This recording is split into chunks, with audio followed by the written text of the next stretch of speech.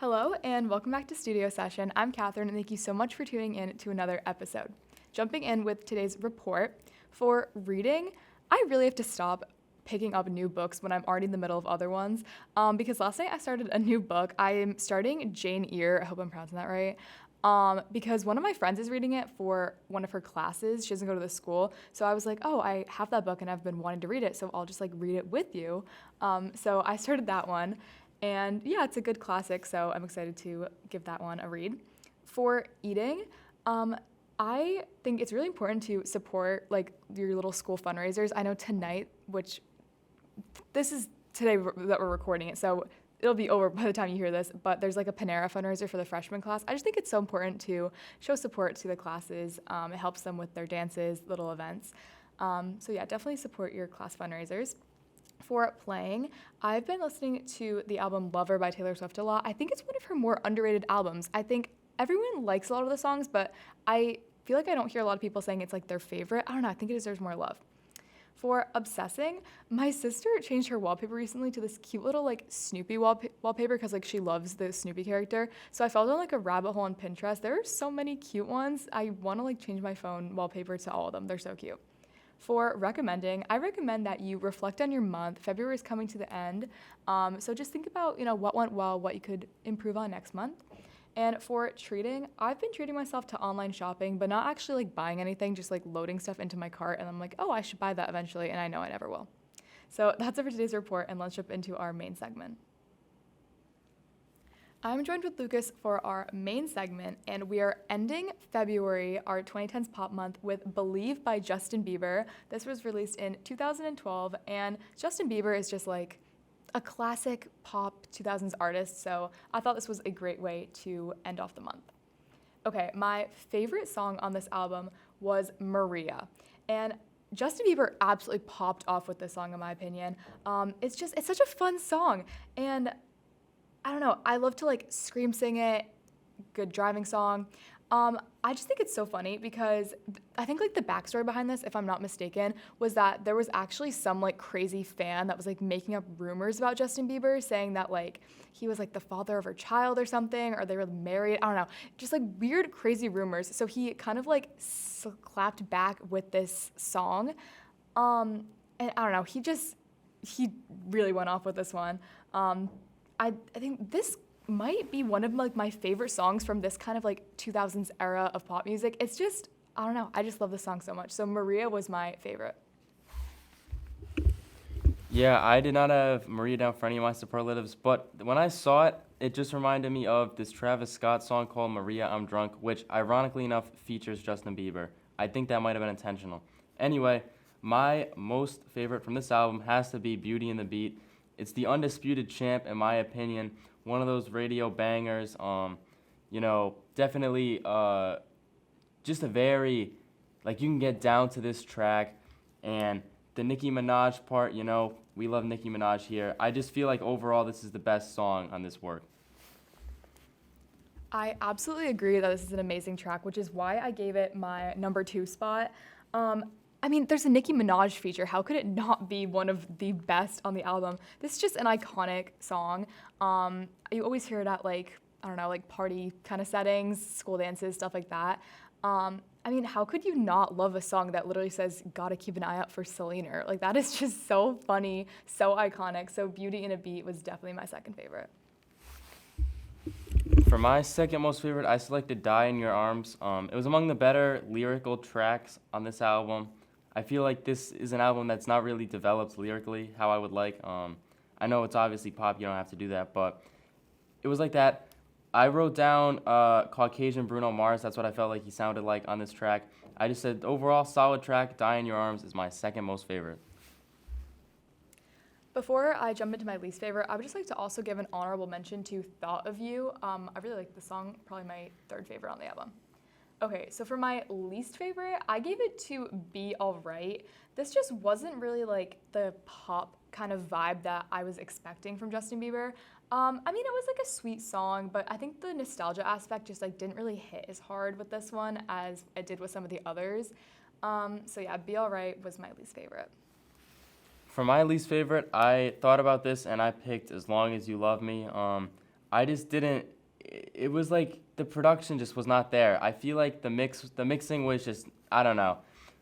Big Sean feature is not that good, and the way it fits with the Justin Bieber overall, I just didn't like it.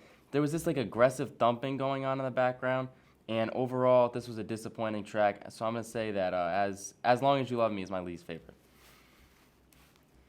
For my underrated pick for this album, I gave it to a song that I don't think is necessarily like one of the strongest lyrically, but I gave it to All Around the World featuring Ludacris because I feel like this song isn't really talked about a lot for having a Ludacris feature.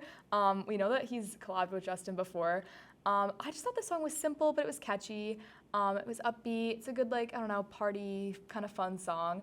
I just thought Ludacris fit in really well. And for these two artists that have collabed before, I don't know, I just thought this should be talked about more. So All Around the World was my underrated pick.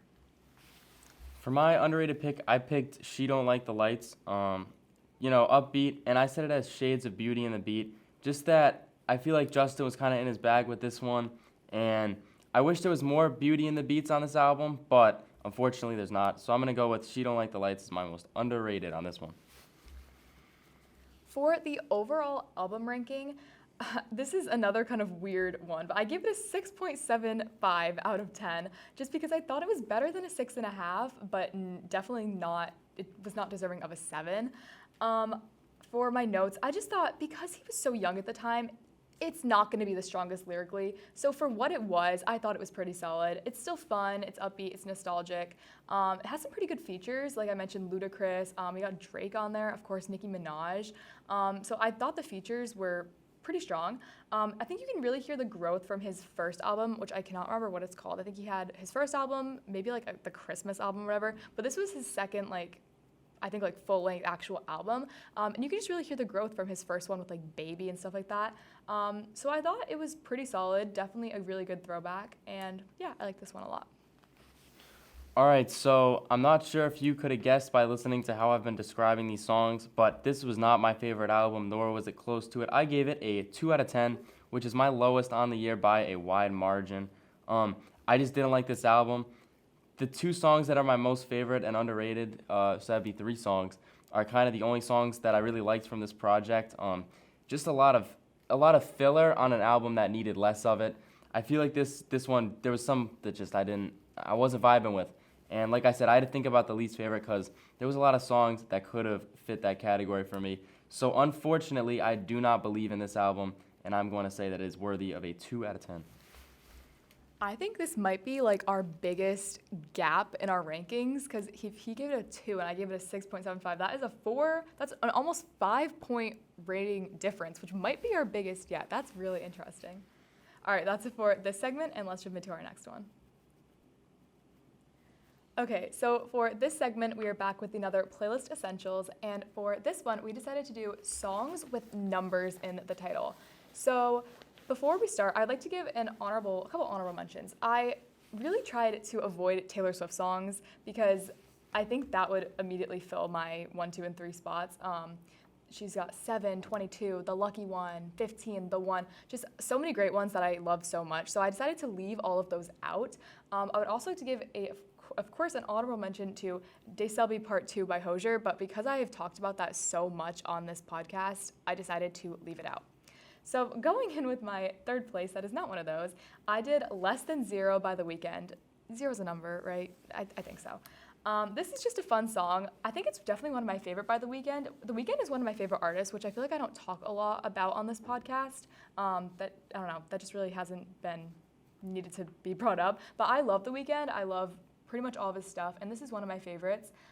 It just has a cool beat, and yeah, I don't know, I like it a lot. So Less Than Zero is my third favorite. Okay, I'm going to change my list on the go here. I'm switching my 2 and my 3. So my new 3, I'm going with 22. Just a club banger, and with this, I have an earnest proposal to Taylor Swift. So, as we know, Providence, per usual, is on the bubble for March Madness, and I know we all really want to see them make it. Now, if you've ever been to a Providence game, you know the student section is always singing You Belong With Me. And it's become a tradition as Taylor Swift, I believe, lives pretty close. Not pretty, but in New England, she has a home. I think it's in Rhode Island. I'm not quite sure. Last game of the season, Providence is hosting UConn, who we know to be our bitter rival. I don't think, if we win out, I don't think we're missing the tournament. This is a pristine opportunity for Taylor Swift to show up to the game. We will pay for her courtside tickets as a Providence nation, and I just need to see it. I need Taylor Swift to be at this game so we can beat UConn and make it to March Madness. That's my proposal. Okay, my second favorite for a song with a number in the title is 50 Ways to Say Goodbye by Train. I think this song has some of the funniest lyrics I have ever heard. So if I'm kind of interpreting the story of the song correctly, it's about this guy who gets broken up with, and he has to like explain to his friends like where his girlfriend is, or what happened. So instead of like saying that she dumped him, he's just like making up excuses about like how she died or like why she's not there. I hope I'm interpreting that correctly. I'm just gonna read you some of these lyrics. She went down in an airplane, fried getting suntan, fell in a cement mixer full of quicksand. Obviously, it sounds better in the song. We also have caught in a mudslide, eaten by a lion, got run over by a crappy purple scion. It's so funny. And like the way that the singer sings it, this song is so funny to me, and I just love it so much. I think it's really underrated. So this is my second favorite song that mentions a number in the title. For my second overall, I went with 2007 by JID. This is not going to be a song you hear on the radio, but it's just a good storytelling song. I'm a sucker for those. The lyricism is insane per usual. JID has a crazy pen, and the production is light. It's good. It's kind of happy in a way, and it's reflective in a way similar to Sing About Me, I'm Dying of Thirst, and Note to Self by J. Cole. I just really appreciate this track and the role it has in the Forever story, and I hope JID drops his new album soon. And my number one pick for a song with a number in the title is 21 by Gracie Abrams. I think I've talked about this a good amount on this podcast, but I'm a huge Gracie Abrams fan. I think everything she sings is absolutely incredible. And I actually saw her as an opener for Taylor Swift on the Eras Tour when I went last May. And she just did such a good job. So 21 is such a good song. It's sweet, it's wholesome. And I think just seeing it in, like, when she opened for Taylor Swift was just so amazing because this is one of her more well-known songs. So seeing all the fans, sing along, it was really incredible. So 21 by Gracie Abrams is my favorite song with a number, excluding DeSelby Part 2 and all those Taylor Swift songs. So my most favorite, I had a tie because I feel like they kind of serve the same purpose. My tie is between 911/Mr. Lonely and 48 by Tyler, the Creator. Both good tracks. I just kind of like the role they play. 911/Mr. Lonely is like well-fitting into Flower Boy, which is widely regarded as one of his better albums. And 48, same thing on Wolf. Again, not as polished. So I'd probably give the nod here to 911, but 48 is also a good song. It's got a little Nas interlude, and I just really appreciate both of these tracks. I think Tyler does his thing, and I think I've been listening to him a lot lately, and I'm glad I am. I think this was a really cool playlist essentials. I really liked this topic. Okay, let's jump into our final segment of the day. Okay, so for our final segment today, we're going to be covering what to expect next. So as I mentioned, we are done with February. This is currently being filmed on February 29th. Happy Leap Day.